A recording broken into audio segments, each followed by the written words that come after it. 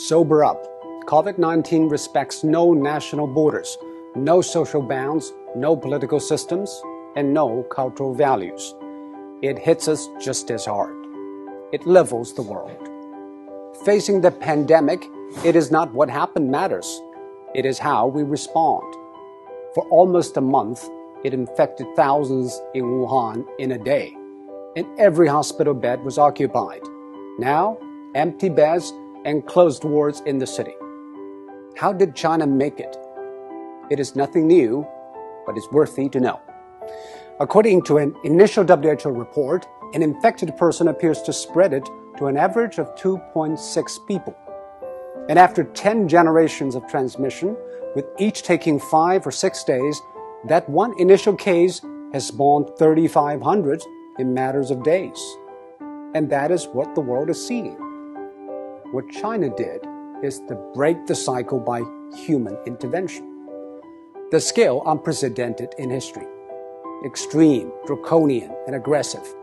These are the words used to describe China's response. But now, people have come to terms with the new norm, lockdown. Some people say, isn't that a violation of individual rights?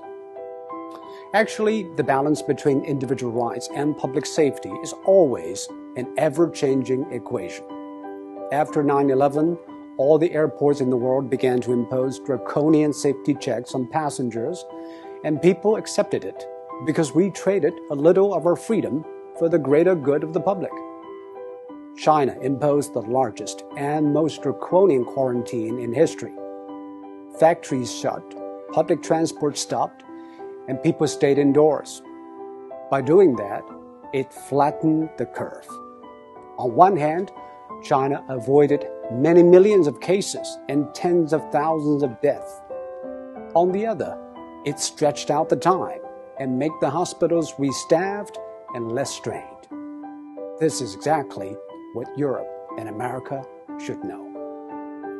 But public policy needs both ends to agree, the decision makers and the decision takers. Quarantine is indeed extreme and extremely restrictive.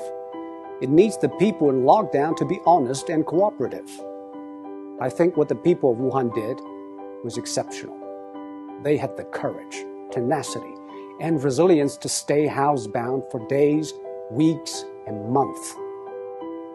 Most view the quarantine as a civic duty, and that is why it worked. Public health methods are universal. They either work or they don't. We are all human beings.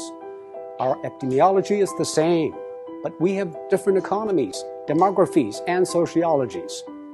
Facing a global pandemic, every nation needs a new contract signed between its politicians, businesses, and the public. Desperate times ask desperate measures. This is a desperate time, and we should not put politics ahead of public health, now more than ever. The new coronavirus has been claimed by ideologues. Donald Trump said it justified tighter border control. Bernie Sanders linked it to free health care. While in Singapore, every infection case is followed and dealt with.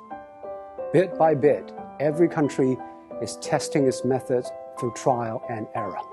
Some paid a high price, and some set a high bar. We should all move ahead with humility. There is no decision without trade-offs, and most of all, there's nothing without skin in the game. And now, the whole world has learned, or is learning, to play.